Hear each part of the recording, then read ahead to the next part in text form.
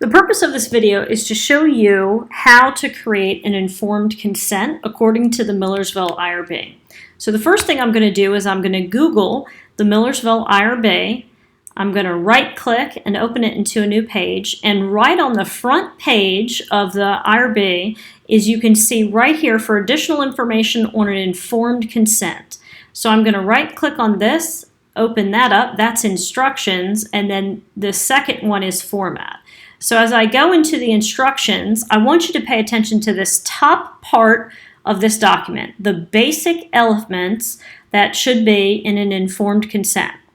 And as you go through here, there should be a statement that involves that the study involves research. You want to explain the purpose of the research, what is the duration of the subject's participation, a description of the procedures to be followed, which that means, the participant fills out a survey. It's going to take 15 minutes.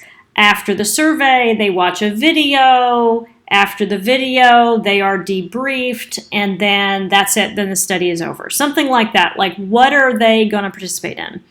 You need a description of what the risks are or any discomfort that they may experience. You need to describe what the benefits are, and don't say no benefits. Say something like maybe the participant gained some insight into whatever the subject was. Confidentiality. So the question is will your participants be anonymous or confidential? The difference is if they are anonymous, that means that you will never have any idea who they are. So an example of an anonymous study would be if I put a survey up on the web, I don't collect any information, including an IP address or name or any of that, then that study would be anonymous. I don't know who took the study, and I would never be able to contact them again for any follow-up questions. That's an anonymous participant.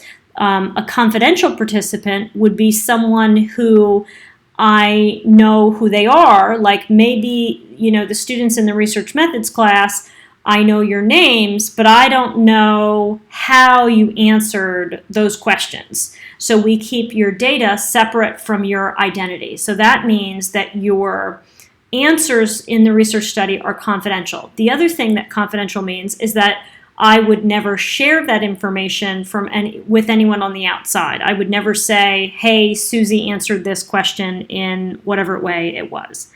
The other thing, too, that's very important is that you need a statement to indicate that the participation is voluntary. They can refuse to participate at any point for no penalty, or, there's no issues if they at any point decide not to participate.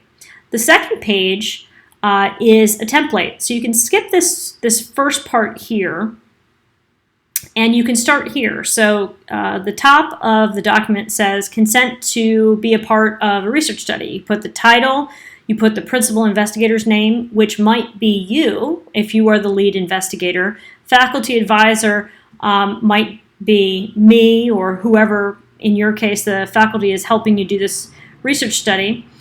You want to invite them to be a part of the study. Important information, you want to include this. What is the study about? Why are we doing it? What will happen if you take part of the study? How can you benefit from the study? What risks might result? How will we protect your information? That goes back to confidentiality or anonymity.